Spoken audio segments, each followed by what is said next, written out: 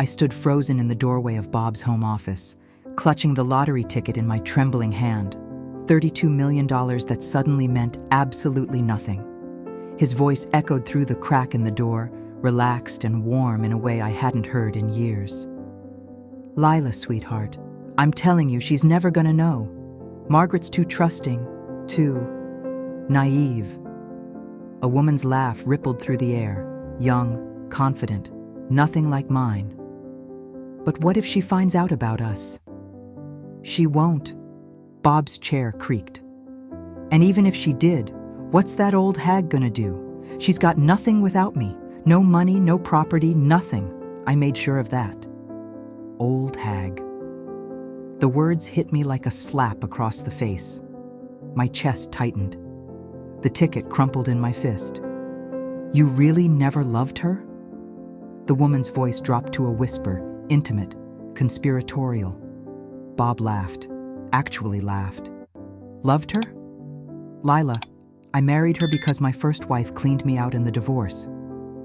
Margaret was convenient, a warm body, someone to split bills with. But love? Never, not for one single day." The hallway tilted. I pressed my palm against the wall to steady myself. 68 years old, and I'd never felt more foolish in my entire life.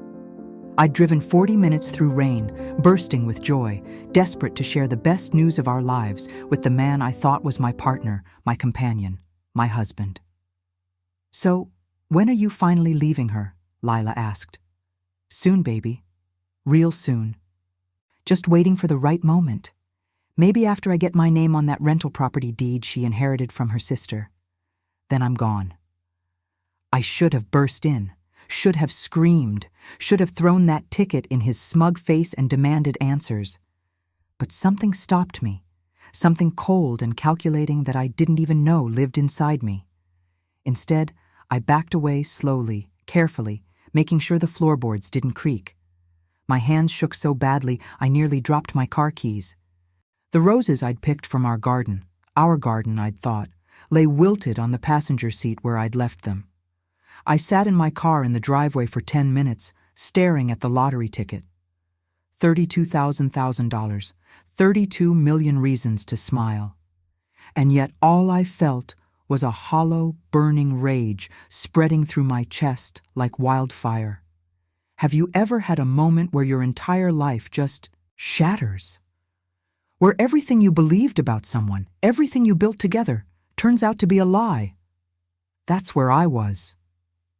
Sitting in a 2015 Honda Civic in the rain, holding a winning lottery ticket, realizing that the man I'd spent 5 years with, the man I'd nursed through pneumonia, cooked for, cleaned for, trusted with everything, saw me as nothing more than a convenient checkbook, an old hag. I wiped my eyes and started the engine. Bob had no idea I'd been there, no idea what I'd heard, and no idea what I was about to do. But let me back up and tell you how this all started. Because to understand what happened next, you need to know exactly who I was before that lottery ticket, before that doorway, before I heard the man I loved call me a hag he'd never loved at all. My name is Margaret Thompson, and before that terrible night in Bob's office, I thought I had finally found peace. I'm 68 years old. For 43 years, I was married to my first husband, David, a good man, a postal worker who came home every single night, who held my hand through 2 miscarriages and raised our daughter Emily with me. When he died of a heart attack 5 years ago, I thought my life was over. The grief was suffocating. Our little house in Canton, Ohio, felt too big, too quiet, too full of ghosts. For 2 years, I barely left the house except to run my antique shop downtown, a tiny storefront I'd opened after Emily moved to Seattle. Depression clung to me like wet clothes. My daughter called every week, begging me to see someone, to get out, to live again. But how do you live when half of your heart is buried in Oakwood Cemetery? Then I met Bob at a church potluck in the spring of 2022. He was 72, recently widowed himself, with kind eyes and a warm smile that reminded me of my father. We started talking over paper plates of casserole, and for the first time in years, I laughed. Really laughed. He told terrible jokes. He listened when I talked about David. He didn't try to fix me or rush me. He just understood. We started having coffee together on Thursdays, then dinners on Saturdays. 6 months later, he proposed in that same church parking lot, holding a small diamond ring that had belonged to his mother. "Margaret," he'd said, taking my wrinkled hands in his, "we're not kids anymore. We don't have time to waste. I think we could be happy together. What do you say?" I said yes. God help me, I said yes. We got married at the courthouse that November. Nothing fancy, just us and 2 witnesses. Emily flew in from Seattle, and I could see the relief in her eyes. "Mom, I'm so glad you're not alone anymore," she whispered, hugging me tight. Bob moved into my house, the one David and I had paid off years ago. He sold his apartment and said we'd pool our resources, build a life together. He was retired from factory work, living on Social Security and a small pension. I had David's life insurance money in savings, the house, and my modest income from the antique shop. We weren't rich, but we were comfortable. For the first year, everything seemed fine. Good, even. Bob made breakfast every morning. We watched game shows together in the evenings. He fixed the leaky faucet in the kitchen that had been driving me crazy for months. It wasn't the passionate love I'd had with David when we were young, but it was companionship, partnership, or so I thought. The first strange thing I noticed was small. So small I almost dismissed it. It was last January, about 4 months ago. I came home from the shop early because of a snowstorm, and I found Bob in my bedroom, standing in front of my jewelry box. The lid was open. My mother's pearl necklace was in his hand. "Bob," I said from the doorway, "what are you doing?" He jumped, actually jumped, and his face went red. "Oh, Margaret, honey, you scared me." He laughed, but it sounded forced.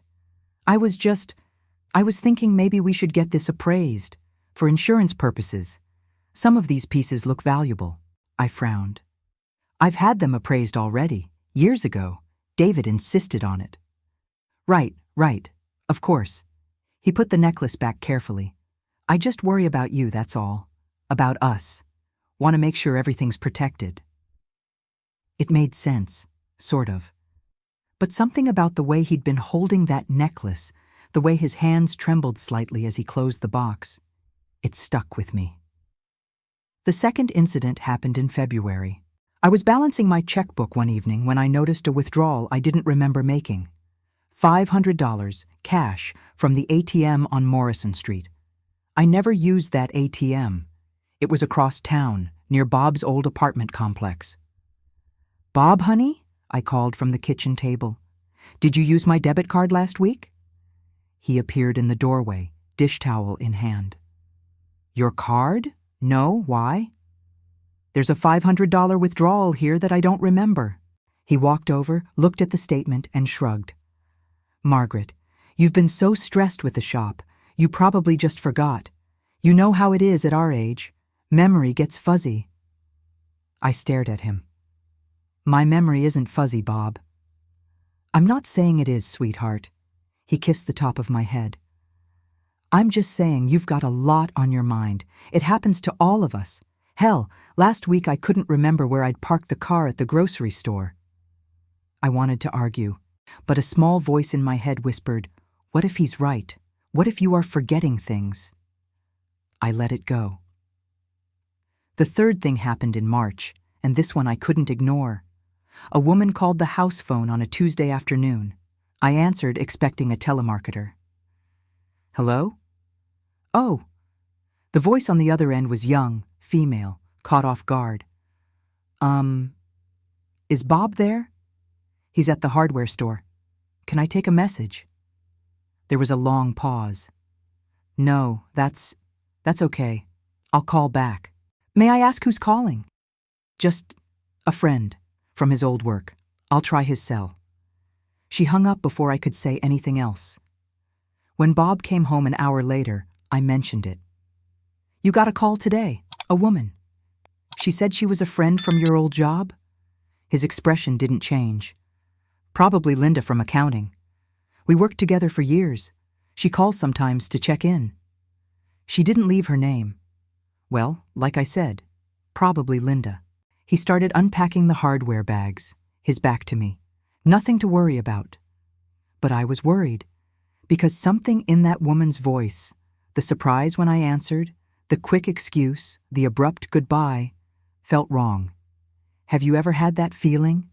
That gut instinct that something's off, but you can't quite put your finger on it? That's where I was, drowning in tiny doubts that I kept trying to push away because I didn't want to be paranoid, didn't want to be that suspicious, bitter old woman who couldn't trust anyone. The final straw came in early April. I found a credit card bill, not mine, in Bob's name, left on the bathroom counter. It must have fallen out of his jacket pocket. I know I shouldn't have looked. I know it was his private business. But my hands picked it up anyway. Charges at restaurants I'd never been to. A hotel in Cleveland. Flowers from an online florist, sent 3 weeks ago on a day Bob told me he was visiting his brother in Akron. Perfume from Macy's. Expensive perfume. The kind I would never wear. My hands started shaking. I heard the front door open. Bob was home from his errands. I shoved the bill back where I'd found it and walked out of the bathroom on legs that felt like water. That night, I couldn't sleep. I lay next to Bob in the dark, listening to him snore, and I made a decision. I was going to find out the truth, whatever it was, even if it destroyed me. Because the alternative, living in this fog of doubt and suspicion and half-truths, was worse than knowing. So the next morning, after Bob left for what he called his Tuesday morning coffee with the guys, I did something I never thought I'd do. I followed him. I kept my distance, 3 cars back, just like they do in the movies. My heart was hammering so hard I could feel it in my throat.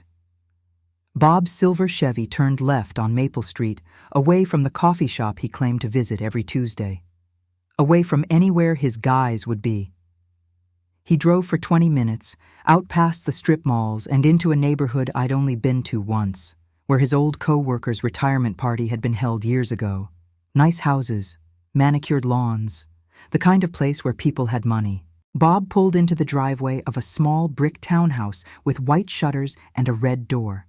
He didn't hesitate, didn't knock. He used a key. A key. I parked 2 houses down, hands gripping the steering wheel so tight my knuckles went white. Minutes passed. 5, 10, 15. Then the red door opened, and a woman stepped out onto the porch with Bob. She was young, 45, maybe 50 at most. Blonde hair pulled back in a ponytail, yoga pants and an oversized sweater. Pretty in that effortless way some women are. Bob pulled her close and kissed her. Not a friendly peck, a real kiss, the kind that made my stomach turn. She laughed at something he said, touching his chest with her hand. He was smiling. God, he was smiling in a way he never smiled at me anymore. Like she'd hung the moon. I couldn't breathe, couldn't move. I just sat there in my car like a fool, watching my husband, kiss another woman in broad daylight. They went back inside together. The door closed. I don't know how long I sat there. Could have been 5 minutes. Could have been an hour. When I finally drove home, my face was wet with tears I didn't remember crying. For the next 2 weeks, I followed him. I know how that sounds. Pathetic, desperate, exactly like the old hag he thought I was. But I had to know. Had to see the full picture. Every Tuesday and Thursday, Bob went to that townhouse. He stayed for 2, sometimes 3 hours. On Saturday, I watched him meet her at a restaurant downtown. Not some dive bar, but Antonio's, the expensive Italian place where you need reservations. He pulled out her chair, ordered wine, held her hand across the table. I took pictures. My hands shook so badly half of them came out blurry, but I got enough. Evidence. Proof that I wasn't imagining things, wasn't losing my mind like he kept suggesting. But following him wasn't enough. I needed to know who she was. I waited until the next Tuesday morning. After Bob left, I drove to that townhouse and knocked on the red door. My heart was racing. I had no plan, no script. I just needed to see her up close, needed to understand what he saw in her that he didn't see in me. She answered wearing a silk robe, coffee mug in hand. Up close, I could see the fine lines around her eyes, the gray roots beneath the blonde. She was older than I'd thought, maybe my age. That somehow made it worse. "Can I help you?" she asked, pleasant but confused. "I'm looking for Lila Harper," I said, the name coming from the credit card bill I'd memorized. A guess, a shot in the dark. Her face changed, just slightly, a flicker of recognition, fear. That's me. Do I know you?" "No." I forced a smile that felt like broken glass. "I'm Margaret Thompson, Bob's wife." All the color drained from her face. The coffee mug trembled in her hand. I don't know what you—" "Save it," I said quietly. "I know. I've known for weeks. I just wanted to see you for myself." She opened her mouth, closed it, opened it again. "Mrs. Thompson, Bob told me you two were separated, that you were getting divorced." I actually laughed. It came out bitter and sharp. "Separated? We eat breakfast together every morning, sleep in the same bed every night. Does that sound separated to you?" Tears welled up in her eyes. "Oh my God, oh my God. He told me." "He lied," I said simply. "To both of us, apparently." I should have felt satisfaction watching her crumble, but all I felt was tired, so desperately tired. "How long?" I asked. "What?" "How long have you been sleeping with my husband?" She wrapped her arms around herself. 8 months, since last September. We worked together years ago, ran into each other at the grocery store, and he asked me to coffee, and I thought—" She stopped, swallowed hard. "He said his wife had dementia. That you didn't even recognize him most days. That he was lonely and drowning and—" "Dementia." The word tasted like poison. "I have perfect memory, Ms. Harper. Perfect enough to remember every lie he's told me, every time he came home smelling like your perfume." She started crying for real now. "I'm so sorry. I'm so sorry. I didn't know. I swear I didn't know." Part of me wanted to hate her, but looking at her standing there in her doorway, mascara running down her cheeks, I realized something. She was a victim too, just a different kind. "Does he keep anything here?" I asked. "Clothes, documents, anything?" She nodded, wiping her eyes. "He has a drawer in my bedroom, some paperwork in the office." "Can I see it?" She stared at me like I'd grown a second head. "You want to come inside?" "I want to know what else he's hiding." "Don't you?" We stood there for a long moment, two women tangled up in the same man's lies, deciding whether to be enemies or allies. She stepped back and opened the door wider. What I found in Lila's townhouse made my blood run cold. In the office, a small room she used for her bookkeeping business, Bob had a file folder tucked in the bottom drawer. Inside were photocopies of documents I'd never seen before, legal documents, a power of attorney form with my signature, except I'd never signed it. A quitclaim deed transferring my house into Bob's name alone. Forged, obviously forged, because I would never. Bank statements from accounts I didn't recognize, showing transfers of thousands of dollars. My hands shook as I flipped through page after page of fraud, theft. Betrayal so deep and calculated, it took my breath away. "He told me he needed help with his wife's finances," Lila whispered, standing in the doorway. Her face was ashen. "Said you'd signed everything over to him because of your condition." Oh God, oh God. There was more, so much more. Letters from a lawyer, Bob's lawyer apparently, discussing strategies for having me declared incompetent. Medical records he'd somehow forged, documenting memory loss and confusion I'd never experienced. A notebook with handwritten notes in Bob's scratchy writing. Get M to sign new will. Convince her to add my name to bank accounts. Linda says nursing home eval can be expedited with right paperwork. Linda, the woman who'd called the house, not a coworker, a nurse maybe, or someone who worked in elder care. This wasn't an affair. This was a con, a systematic, methodical plan to steal everything I had and lock me away where I couldn't fight back. "How much does he owe you?" I asked Lila, my voice hollow. "What?" "Money. How much has he borrowed from you?" Her silence was answer enough. $12,000, she finally whispered.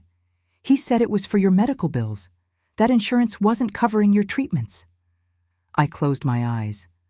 "I don't have any treatments. I'm healthy as a horse." Jesus Christ! Lila sank into her desk chair. "He's been using me, using my money to what? Fund his retirement? Pay off debts?" I thought about the credit card bill, the hotel in Cleveland, the expensive dinners, my money, Lila's money, maybe others too. "Ms. Harper," I said carefully, "I need to take these documents, all of them, and I need you to write down everything, every conversation, every promise, every dollar he took from you." She looked up at me with red-rimmed eyes. "Why?" "Because I'm not going to let him get away with this." My voice was steady now, cold, determined, and neither should you. Over the next 3 weeks, I became someone I didn't recognize, someone calculating, strategic, ruthless. I hired a private investigator, a woman named Sharon Reeves, who came highly recommended and didn't ask too many questions. She dug deeper than I ever could have: surveillance, background checks, financial forensics. What Sharon found made the file folder from Lila's house look like child's play. Bob had 3 other women on the line. 3, different ages, different neighborhoods, all widowed or divorced, all with assets worth taking. He'd borrowed money from 2 of them. Convinced another to invest in a business opportunity that didn't exist. He had outstanding debts totaling nearly $60,000, credit cards maxed out, personal loans defaulted, even money owed to his own brother. And he had a criminal record I'd never known about. Fraud charges from 1998 in Pennsylvania, before he'd moved to Ohio. He'd served 8 months for running a telemarketing scam targeting elderly women. Elderly women. I was a mark. I'd always been a mark.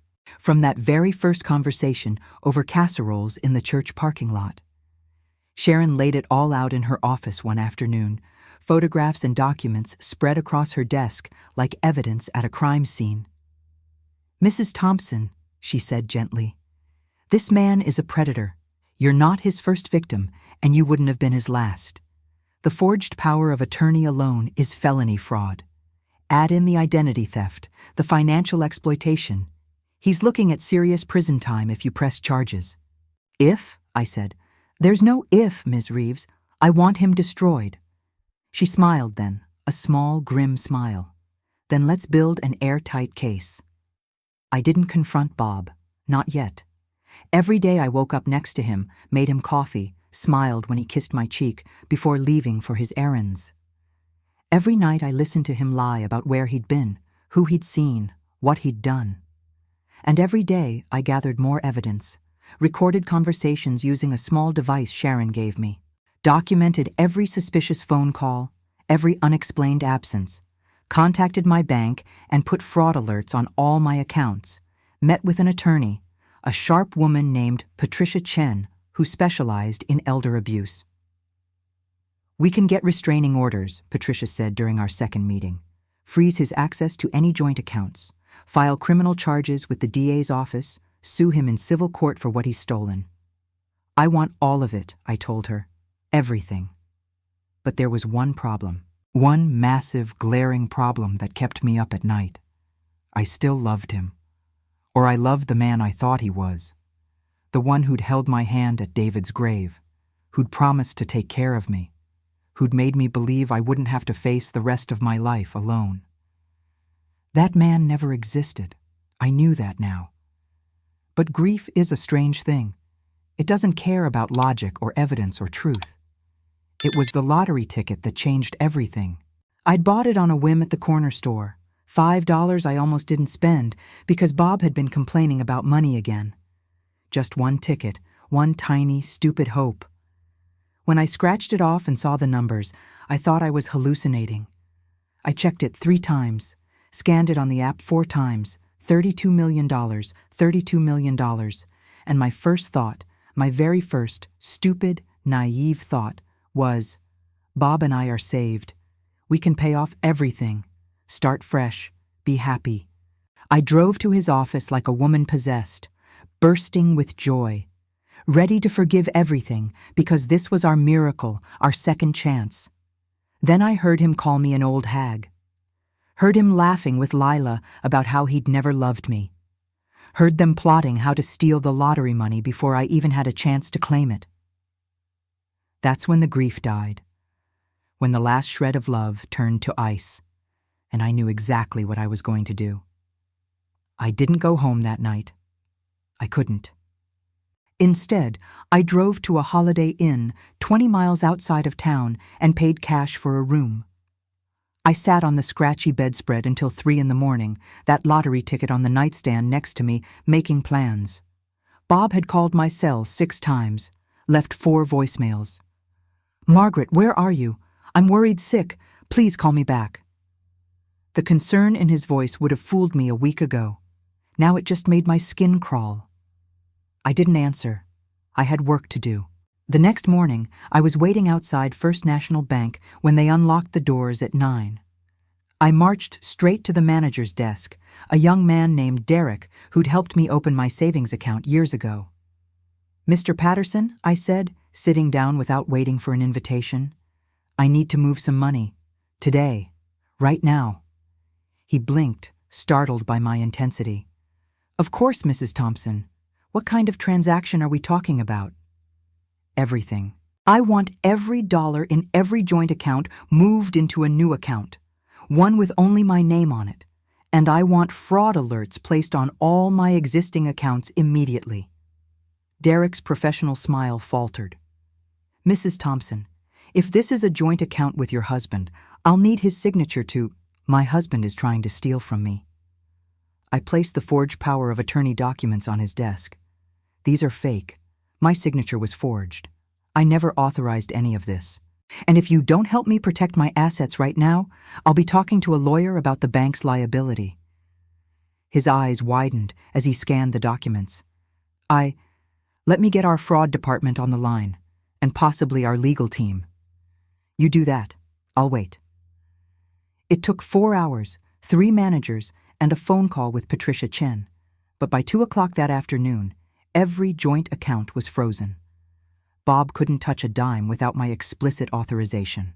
I opened new accounts, checking, savings, a safety deposit box, all in my name alone.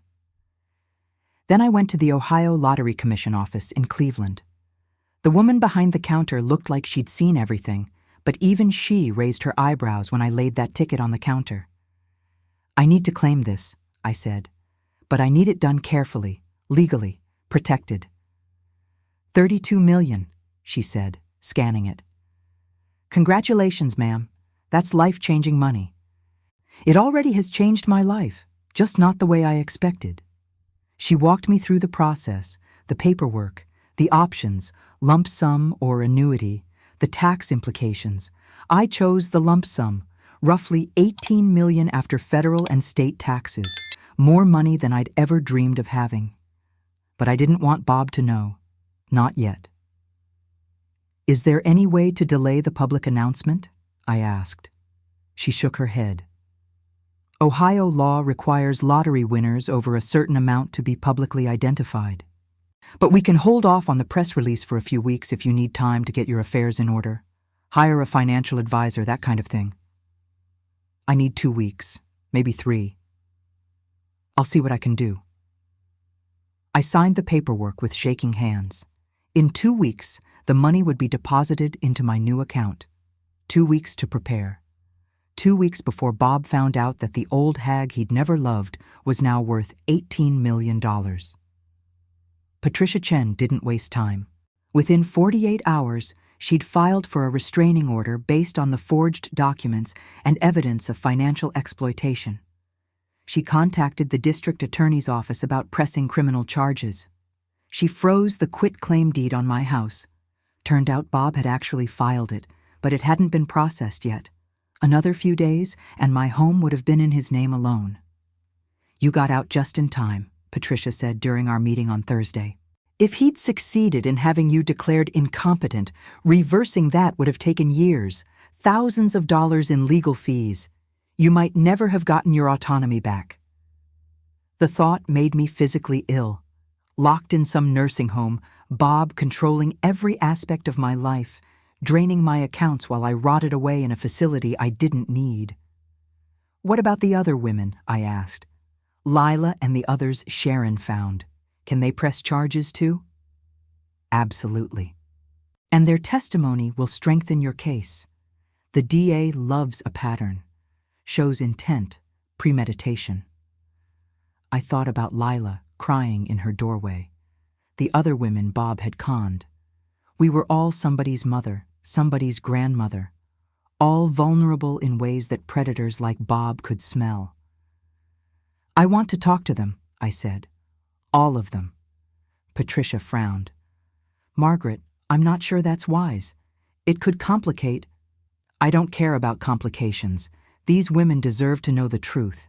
Over the next week, I met with each of them. Sharon helped arrange it, neutral locations, coffee shops and diners where we could talk privately. Carol was 73, a retired teacher who'd given Bob $8,000 for a real estate investment that never existed. She cried when I showed her the evidence. "I thought he loved me," she whispered. "He said he wanted to marry me after his wife passed." His wife. I was still alive, still sleeping in the bed next to him, and he was promising marriage to someone else. Denise was 61, divorced, lonely. She'd co-signed a car loan for Bob that he'd defaulted on, destroying her credit. He said his wife had frozen his accounts out of spite during their separation, she said bitterly. Said he just needed help getting back on his feet. And then there was Patricia. Not my lawyer, a different Patricia, 70 years old with silver hair and fierce eyes. She hadn't given Bob money. She'd figured him out first. "He tried the same lines on me," she said over coffee. "Poor Bob, victimized by his cruel wife with dementia. But I did a background check before I let him get too close. Found the Pennsylvania conviction. Told him to get lost." She leaned forward. "You take him down, Margaret. Take him down hard. For all of us. Have you ever felt that kind of solidarity? That fierce connection with strangers bound together by shared trauma? These women became my army, my witnesses, my motivation to see this through when doubt crept in late at night. We decided to coordinate. All of us would file complaints with the DA's office the same week. All of us would testify if it went to trial. United front, safety in numbers. Bob had no idea what was coming. Meanwhile, at home, I played the role of confused, forgetful Margaret perfectly. Bob came home that first night frantic. "Where were you? I called and called." "I went shopping," I said mildly, putting groceries away. "Didn't you get my text?" "You didn't send me a text, Margaret."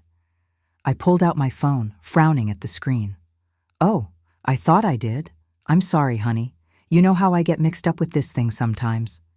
Relief flooded his face. Relief and something darker. Satisfaction. "It's okay, sweetheart. I was just worried. You know your memory's been a little fuzzy lately." "Has it?" I made my voice small, uncertain. "Just a bit. Nothing to worry about. Maybe we should make you a doctor's appointment, though. Get you checked out." "If you think that's best." He pulled me into a hug, and it took everything in me not to recoil. His cologne, the same cologne I'd smelled in Lila's house, made my stomach turn. "I'll take care of you," he murmured into my hair. "I promise." Liar, predator, con artist. But I smiled and hugged him back, because I needed him to think he was winning. Over the next 10 days, I let things slip, forgot where I'd put my keys, Asked Bob the same question twice. Left the stove on purpose, carefully, when I knew he'd find it. Every incident I could see him filing away, building his case.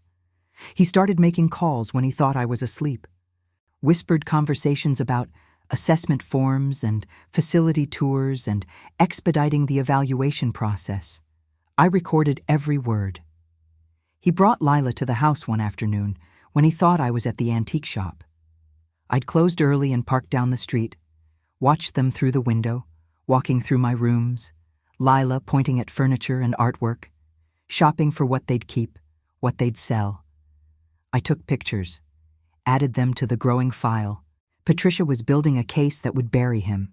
Sharon was documenting every move he made. The other women were ready to testify. My money was protected. The lottery ticket was secured. Everything was in place. Everything except the confrontation.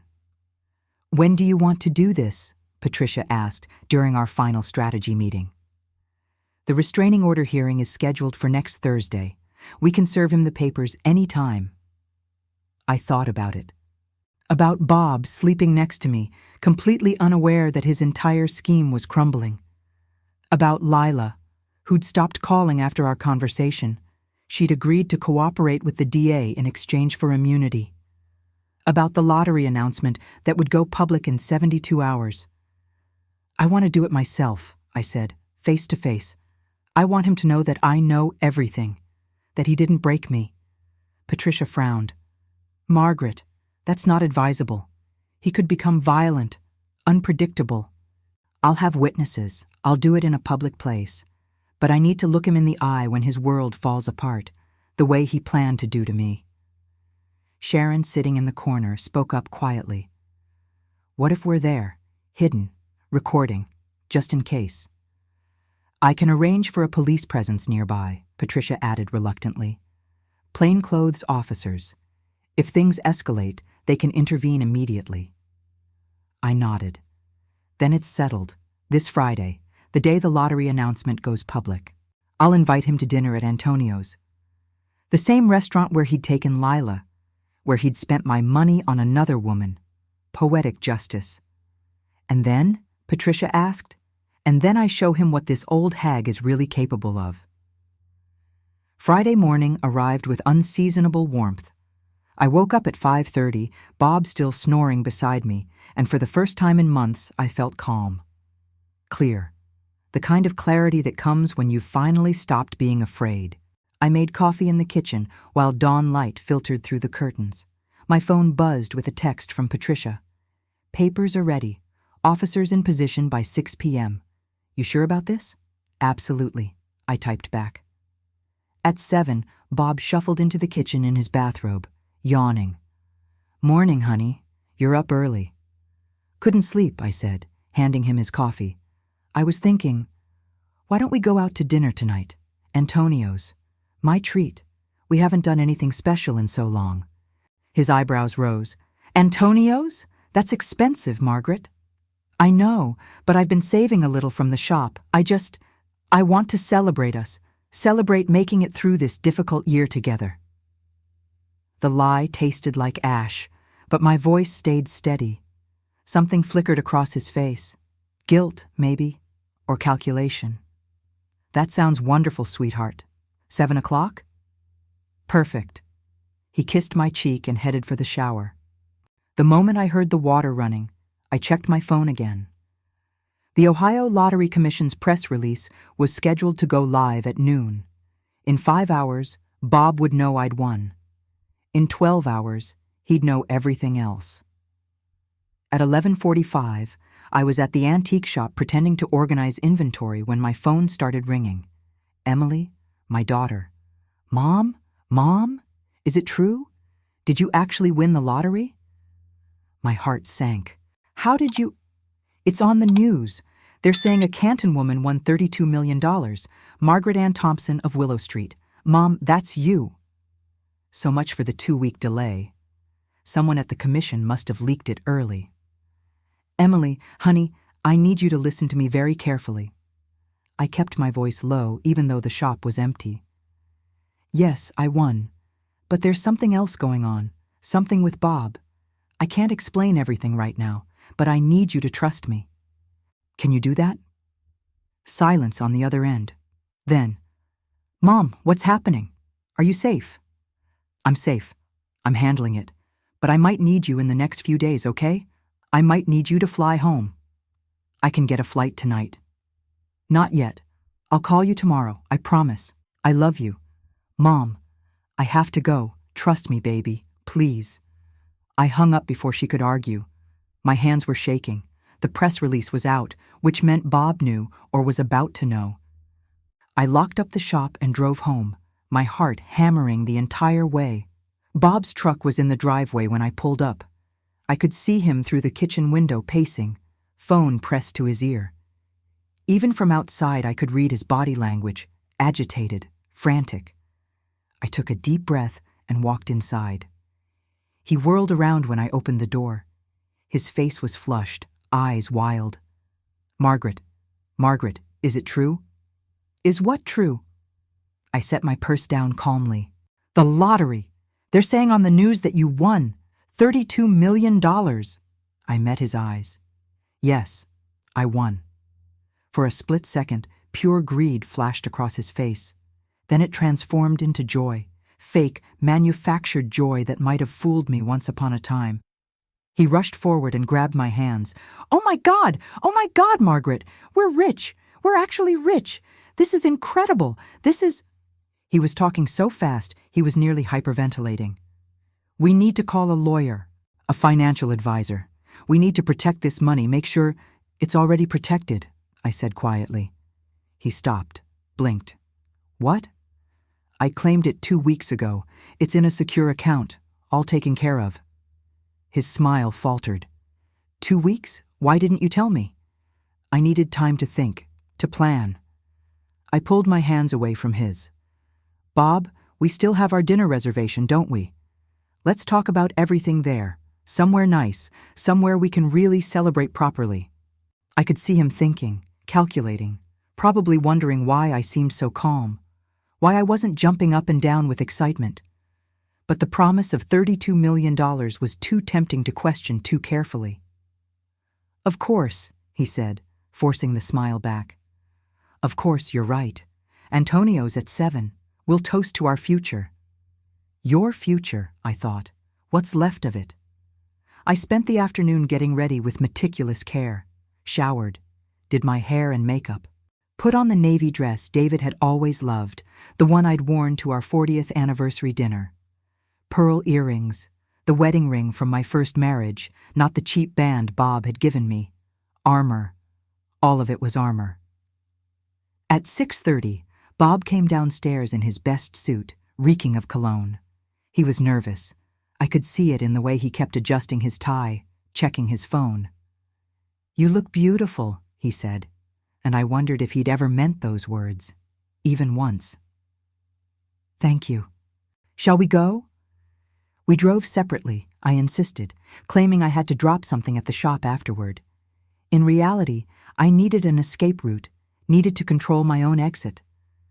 Antonio's was crowded for a Friday night, warm lamplight and the smell of garlic bread filling the air. The hostess led us to a corner table, the same table where I'd photographed Bob with Lila 2 months ago. I'd requested it specifically. Bob didn't notice, or if he did, he didn't show it. We ordered wine, appetizers. He was trying so hard to be charming, attentive, the devoted husband celebrating his wife's good fortune. But his eyes kept darting around the restaurant, looking for exits maybe, or looking for Lila. So, he said, leaning forward once the waiter left, tell me about the money. Where is it? What bank? We should move it somewhere safer, somewhere with better investment options. Bob, I set down my wine glass. Do you remember the night I won? 2 weeks ago? He frowned. You said you just claimed it 2 weeks ago, not that you won. I won it that Tuesday night. I was so excited I could barely see straight. I drove to your office to tell you, to share the news with the man I loved. His face went very still. But when I got there, I continued, my voice steady as steel, I heard you talking to someone. A woman.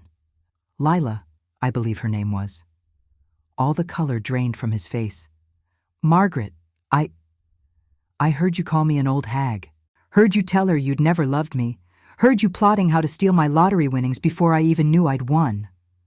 I smiled, cold and sharp. So I left. And I started digging. Turns out you're not very good at covering your tracks, Bob. He opened his mouth, closed it. His hands gripped the edge of the table. I know about the forged power of attorney, I said, ticking off on my fingers. The fake medical records. The other women. Carol, Denise, Patricia. I know about your conviction in Pennsylvania, the nursing home consultations, the quitclaim deed on my house. You don't understand. His voice cracked. Oh, I understand perfectly. You're a con artist. A predator. And I was supposed to be your biggest score yet. I leaned forward. But here's the thing, Bob. This old hag outsmarted you. The waiter appeared with our appetizers. We both sat frozen, staring at each other across the table. He set down the plates with a cheerful "enjoy" and disappeared. Bob's hands were shaking. What do you want? Justice. That's when Patricia Chen walked through the restaurant door, folder in hand. Behind her, 2 plainclothes police officers. Bob saw them. His eyes went wide. He started to stand. Sit down, I said quietly. We're not finished. Patricia pulled up a chair at our table without asking permission. The 2 officers positioned themselves a few feet away, close enough to intervene, but far enough to give us space. Other diners were starting to notice, craning their necks to see what was happening. Bob looked between Patricia and me, his face cycling through emotions, confusion, fear, anger. He settled on indignation. What the hell is this, Margaret? This, I said calmly, is what happens when you underestimate someone. Patricia opened her folder and placed the first document on the table, right next to Bob's untouched appetizer. Mr. Thompson, I'm Patricia Chen, Mrs. Thompson's attorney. This is a restraining order, effective immediately. You're prohibited from contacting my client, entering her home, or accessing any of her financial accounts. He stared at the paper like it was written in a foreign language. A restraining order? Margaret, have you lost your mind? My mind is perfectly fine, I said. Which you know because I never had dementia. Never had memory problems. Never needed to be declared incompetent and locked in a nursing home. I nodded to Patricia. Show him. She laid out the next document. The forged power of attorney with my fake signature. You falsified legal documents to gain control of Mrs. Thompson's assets. That's felony fraud, Mr. Thompson. That's not... Bob's voice rose. Margaret signed that. She was confused. She didn't understand. I had it analyzed by a forensic document examiner, Patricia interrupted. The signature is forged. We can prove it in court. Bob's face went red. You're lying. You're both lying. Margaret, sweetheart, please. Whatever she's told you, whatever lies... Stop. My voice cut through his babbling like a knife. Just stop, Bob. I heard you. That night 2 weeks ago, I stood outside your office and heard every word you said to Lila. Every single word. The blood drained from his face so fast I thought he might pass out. You called me an old hag, I continued, my voice steady even though my hands were clenched in my lap. Said you'd never loved me, not for one single day.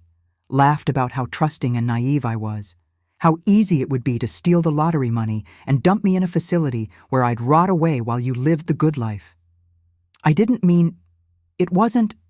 He was stammering, grasping for excuses. She twisted it around. She made me say things. I have the recording, Bob. I pulled out my phone and set it on the table. Sharon Reeves, private investigator, helped me get it. Want to hear yourself? Want this whole restaurant to hear exactly what kind of man you are? His mouth opened and closed like a fish drowning in air. Patricia placed another document down. The quitclaim deed transferring Mrs. Thompson's house to your name. Also forged. Filed without her knowledge or consent. That's real estate fraud and identity theft. And here, I said, pulling out my own envelope, are the bank statements showing the $500 you stole from my account in February, the $3,000 you took in March, the $7,000 you somehow transferred out of my savings in April using forged authorization forms. Bob's eyes darted to the officers, calculating, looking for escape routes. Don't even think about it, one of the officers said quietly. Patricia wasn't done. She laid out photograph after photograph. Bob and Lila at this very restaurant, Bob at Lila's townhouse, Bob with Carol at a coffee shop, Bob with Denise at the bank. 4 women, Patricia said. 4 vulnerable widows and divorcees you targeted, manipulated, and defrauded. Carol Brennan gave you $8,000 for a fake investment. Denise Martinez co-signed a car loan you defaulted on, destroying her credit. Patricia Morales, smart woman, figured you out before you could steal from her. And Lila Harper. She paused. Ms. Harper gave you $12,000 and was told she'd be your wife as soon as your current wife passed away or was institutionalized.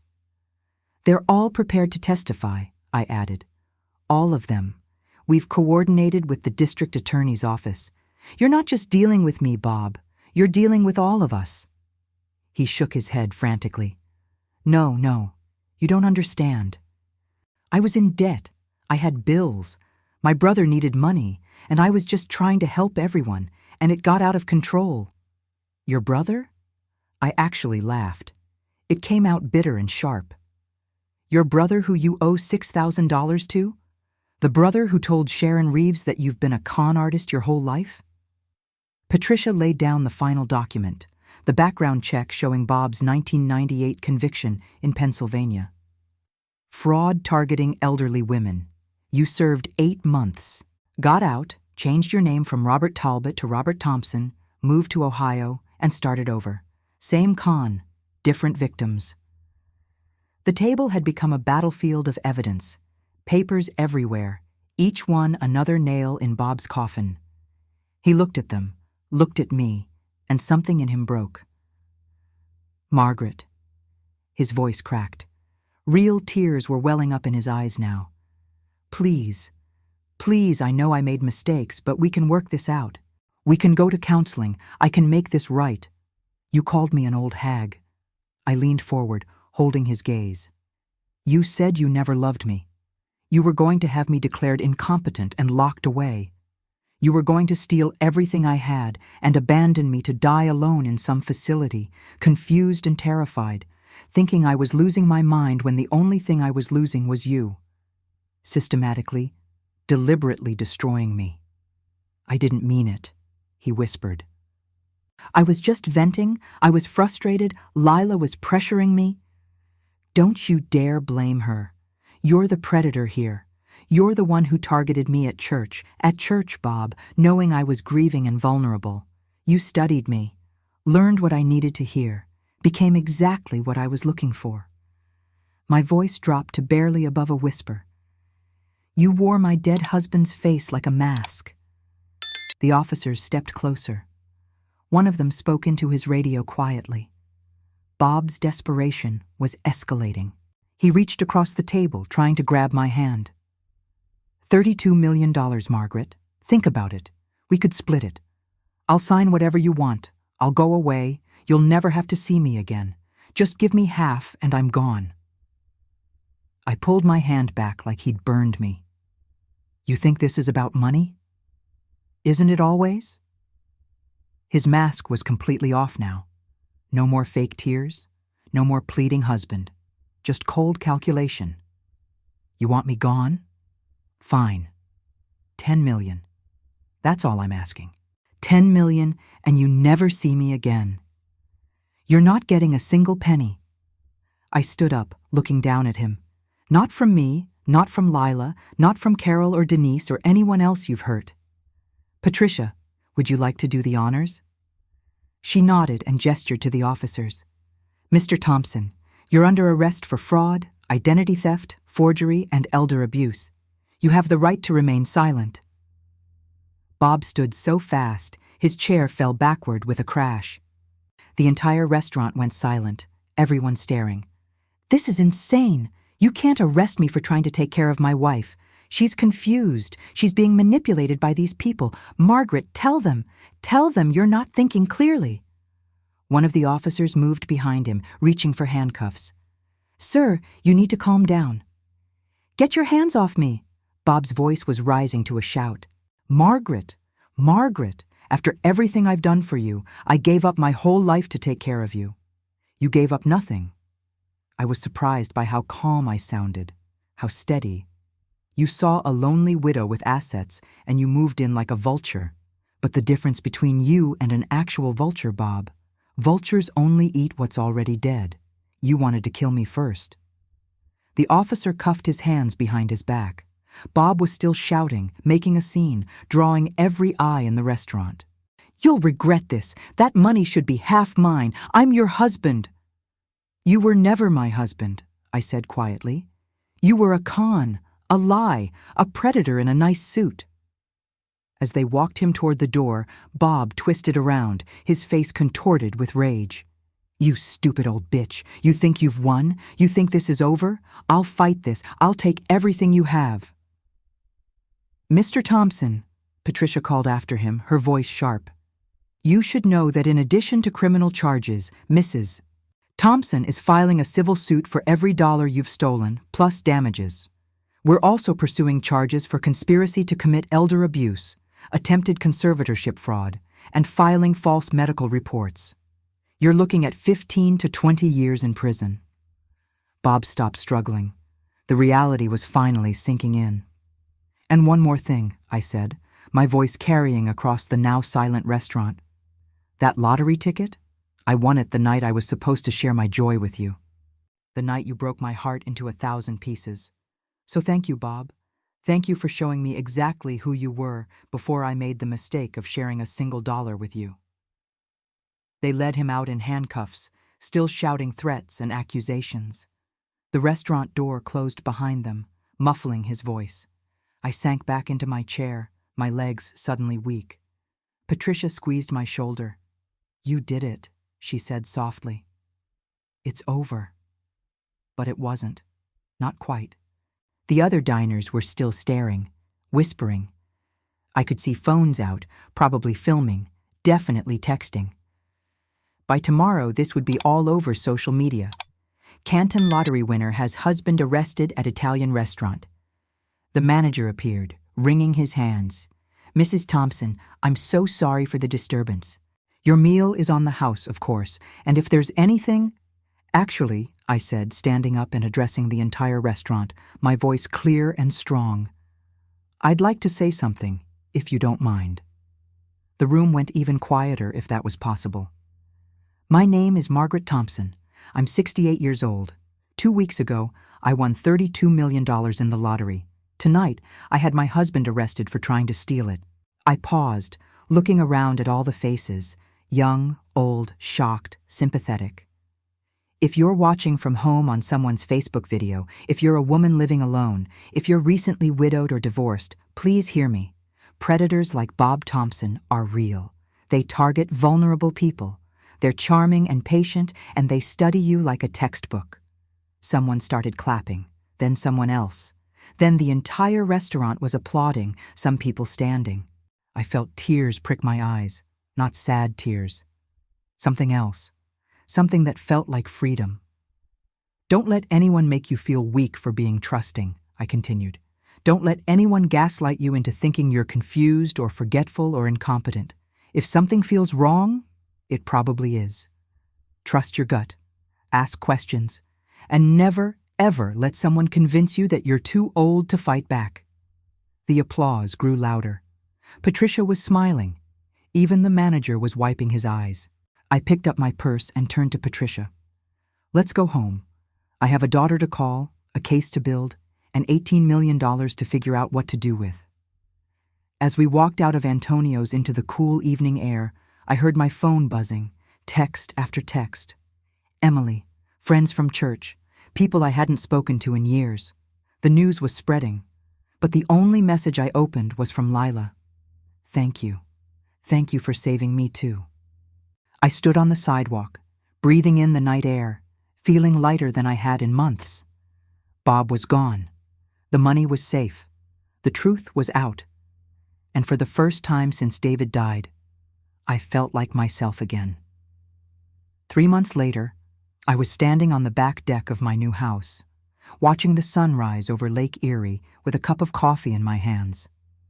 I'd sold the Canton house the week after Bob's arrest. Couldn't stand to sleep in that bed anymore, couldn't walk through those rooms without seeing his ghost. A nice young couple bought it, first-time homeowners with a baby on the way. I sold it to them below market value just to be done with it. I didn't need the money anyway. The new place was smaller, cozier, a cottage-style house 20 minutes from Cleveland with a water view and a garden I could actually manage. 2 bedrooms, an office, a sunroom where I'd started painting again, something I hadn't done since Emily was little. The walls were cream-colored, not faded green. The windows were new, letting in floods of natural light. It felt like mine. Truly, completely mine.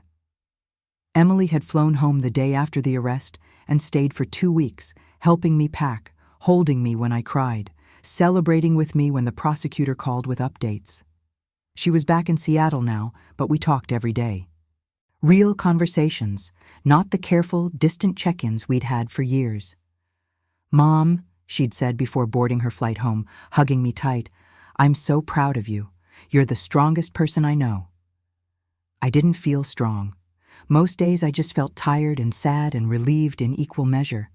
But I was learning that strength isn't about not feeling broken.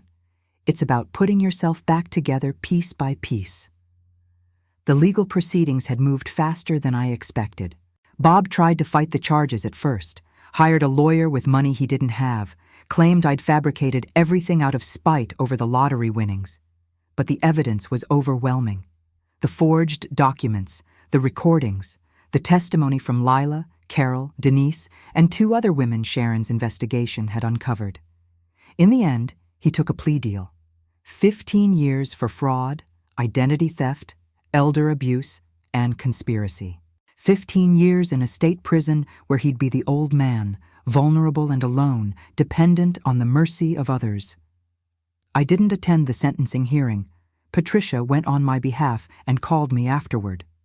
"He made a statement," she said, "apologized to you and the other victims, said he was addicted to gambling, that he'd made terrible choices, that he hoped you could forgive him someday." "Do you think he meant it?" I asked. "Does it matter?" She was right. It didn't. Bob's remorse, real or performed, changed nothing about what he'd done, changed nothing about who he was. I'd never forgive him. But I also didn't hate him anymore. Hate requires energy, and I'd spent too much of my life already on Margaret Thompson. The other women had become unlikely friends. We met for coffee once a month. Me, Carol, Denise, Patricia Morales, and Lila. 5 women bound together by one man's cruelty, choosing solidarity over shame. Carol had recovered most of her money through the civil suit. She'd started volunteering at a domestic violence shelter, teaching financial literacy classes to women escaping abusive relationships. Denise was rebuilding her credit slowly but surely.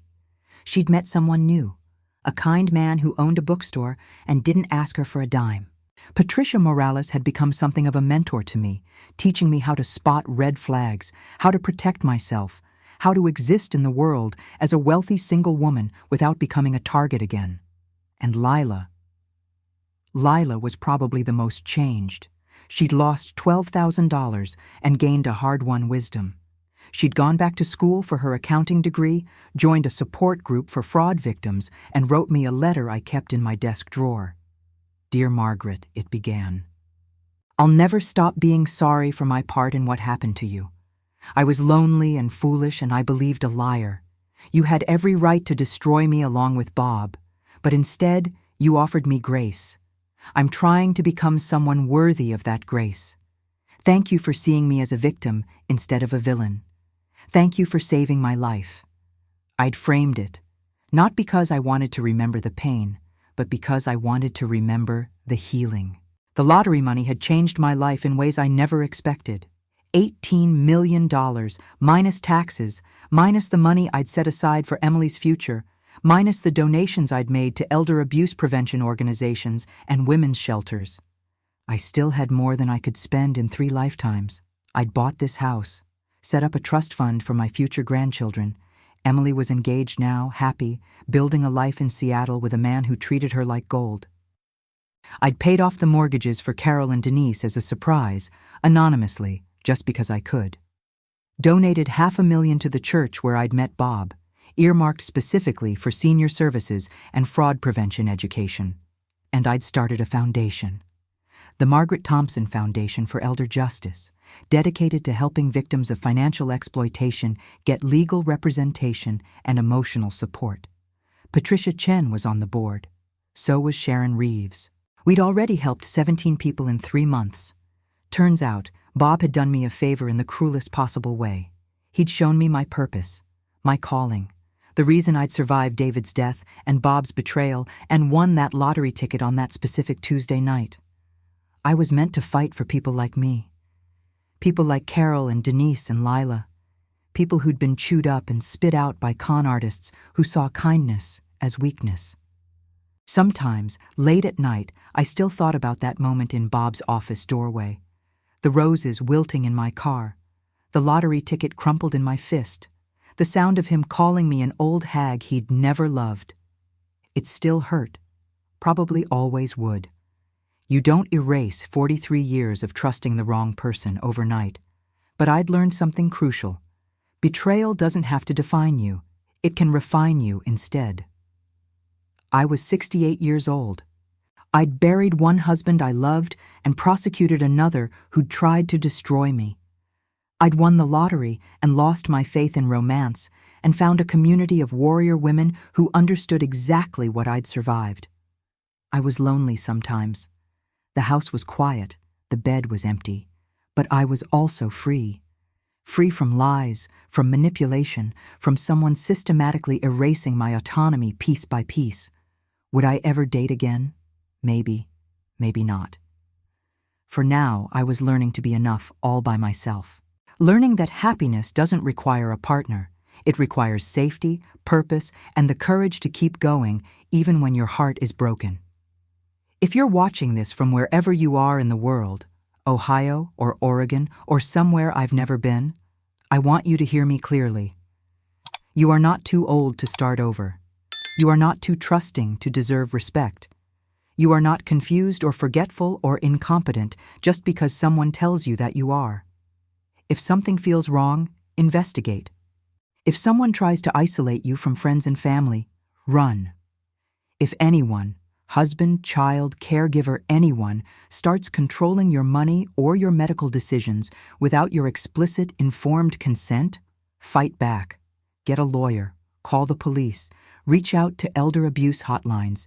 Tell someone you trust. Don't suffer in silence because you're embarrassed or afraid or convinced that you somehow deserved it. You didn't deserve it. You never deserved it. And if you're someone who loves an elderly person, a parent, grandparent, neighbor, friend, please pay attention. Visit them. Ask questions. Look at their bank statements if they'll let you. The predators are counting on isolation and shame to keep their victims quiet. Don't let them win. I'm Margaret Thompson. I'm 69 years old now. I won $32 million and lost my illusions and gained my power back. And if this old hag can take down a con artist and build something beautiful from the ashes, so can you. If my story helped you, please like this video and subscribe. Share it with someone who needs to hear it. Comment below and tell me where you're watching from. I read every single one. And if you've experienced something similar, know that you're not alone. We're a community now. We see you, we believe you. We've got your back. Thank you for listening. Thank you for being here. Now go live your life like the warrior you are.